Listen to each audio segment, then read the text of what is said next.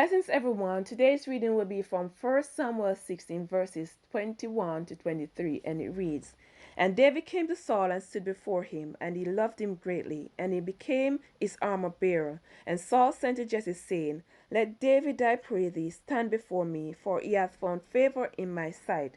And it came to pass, when the evil spirit from God was upon Saul, that David took an harp and played with his hand. So Saul was refreshed and was well, and the evil spirit departed from him. The message today is a setup from God. To give a recap, Saul had disobeyed God, so that for his disobedience, God had instructed Samuel to inform Saul that he had taken away the kingdom and removed his favor from him. He then told Samuel that he was to go and anoint the new king that he had chosen to replace Saul. This person was David, the son of Jesse. So Samuel anointed him, and the Spirit of the Lord was upon David from henceforth. Whilst David had received God's favor, the Lord had departed from Saul and set up on him an evil spirit. This evil spirit was tormenting Saul, so his servant suggested he found someone who could play the harp well so that it would soothe him. Saul instructed them to do so. In their search, they found David and described him not only as a cunning player, but also a mighty man, a man of war, prudent in matters, and comely person that the Lord was with. See, David entered Saul's life to serve a purpose, and in doing so, they had developed a relationship, one in which Saul found great favor in him and loved him greatly. Many relationships in life are formed or defined by commonality, having similar or shared interests. Saul wanted help and David could provide. As with most of our relationships, they started off great with an ease, whether family, friends, or co-workers. It was a good start. After the evil spirit had departed from Saul, David went back home to tend to his father's sheep. So did you go on to live in your life knowing you had built a bond with someone. In life, there are many reasons for relationships to go apart. It's natural for everyone to lead different lives, and that is understandable. Then you have the relationships that are only necessary when one needs the other, and here go, you are important. The Israelites were battling the Philistines, who had in their army a giant named Goliath. They were afraid of him and thought it impossible for them to defeat him. David's father had sent him to bring food to his brothers, and he saw Goliath and declared he was going to take him down. This was met with anger from his brothers. However, they brought him to Saul and told him that what he had said. Of course, as the rest thought that David had taken on much more than he could handle, David reassured Saul that he could do it. He was the man for the job. Saul was reluctant, but he decided he would receive the help, suited him up, and sent him on to battle Goliath. Now your friend have a problem, and we know problems hit people from all directions at times. And their basic instinct is to turn to people who they trust, the ones they think have their backs always. The best friend, the family, co-worker, whoever that is in the inner circle. But what happens when the problem is too great for even them? Or they simply don't want to get involved in the situation, or just plain ignores your friend.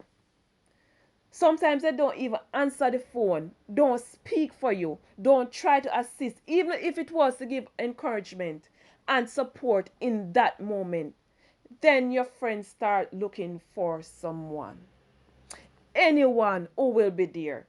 Like how Saul and the Israelites needed help, then to defeat their giant, who do they call? Who do your friends call? In this moment, they have to make the call. Even if it was out of pretense to make the reconnection, it had to be done.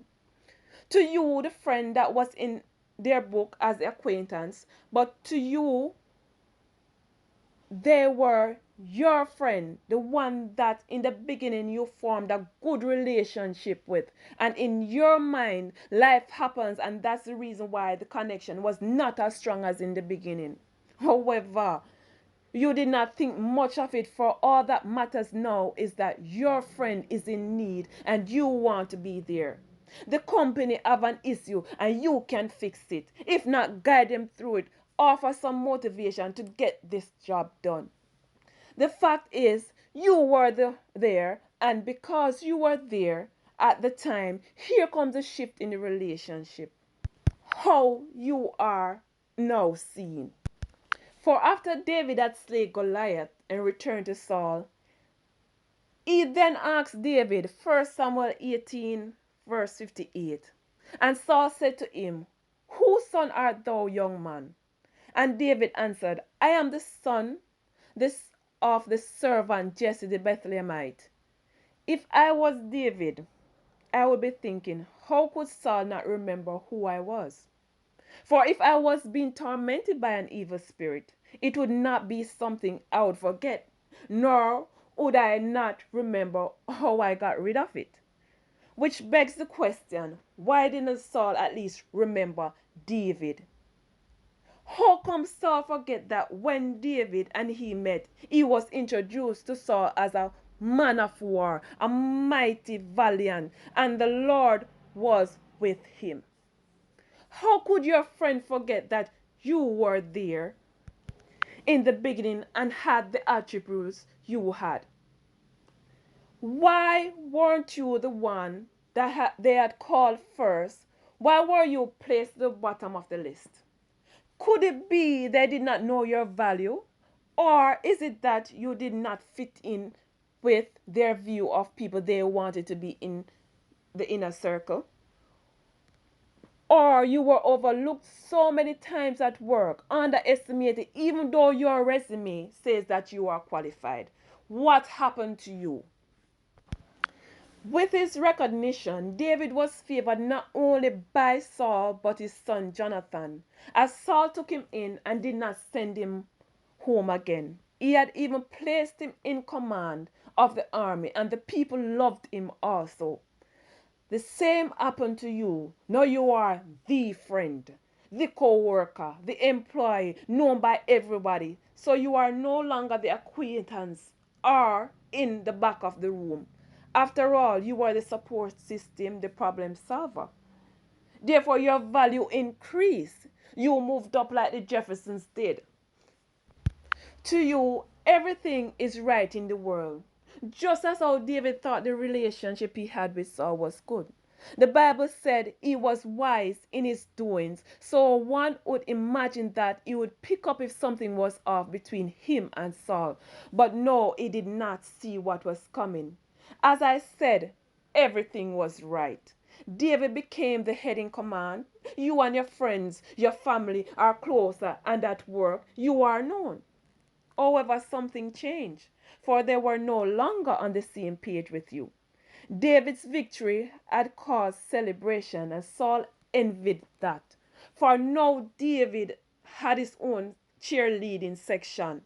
The woman would sing when he came back from battle. Saul killed 1,000 and David killed 10,000. Wouldn't David think Saul would be cheering for him, supporting him? After all, it was his kingdom he was defending, and he had found favor in him. Didn't you think that everyone would be supportive of you? Now that your life is changing and you are in need of support from your own friends, family, and co workers, when you started to go after what God had for you. Whether it was school, your business, a job, promotion, new car, house, whatever it was, it would have been a step up for you. It would only be natural for them to support you like you did for them. Saul was not that person. For now we saw David as his enemy, and the relationship changed. The same David he found favor in and loved him greatly had become his enemy. for he felt threatened that David would want his kingdom. In fact, Saul thought, what more could he have but the kingdom? From that day, he watched David. What Saul had forgotten is that when David was introduced to him, the servants told him that the Lord was with David. So the Lord had to open David's eye to Saul's thinking, just as how he had to do something for you to see that those you feel are with you are not. For you know not what a man has in his heart. He set you up a table in the presence of your enemy, but you have to see them as your enemies.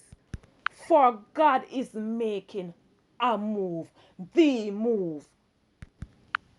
He decided it is his time to separate the wheat from the chaff, or else it would try to kill what he had planned for your life. For the day after Saul decided that David was his enemy, the evil spirit came back on him. Yet David played again to soothe him from the torment. Sometimes you get comfortable in relationships that weren't meant to last. You were supposed to learn from them as David learned about the kingdom from Saul. But you get so comfortable. Even when God intervened, you still stayed in these relationships. You see the boulder coming off the hill, and God is saying, move, for these people are not with you. You are still there. Your duty was to learn, for behind their smiles they are planning to take you down. For how dare you dream and want to surpass them?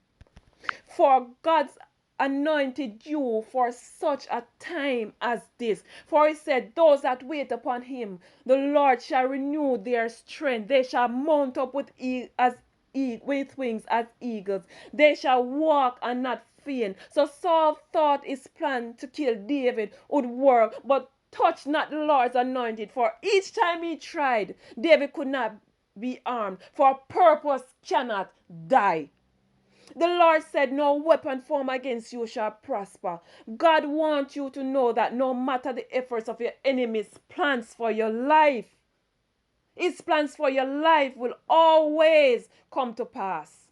For Saul could not stop what God had anointed David for.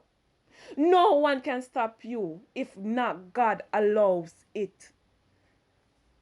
So rest, my friend. Pray that the hurt they cause you will be healed, and pray for them. I know you want to be vindicated, for you did them no wrong. I know you want vengeance in your pain, but leave that to God and pray that when their time comes, God give them the strength to endure. So, friends, you learn that whatever God had planned, what he had set up for you, no doubt you will face obstacles. No, they are teaching moments so you learn. Until next time, I pray you find God's love, self respect, self esteem, and self confidence. Till next time.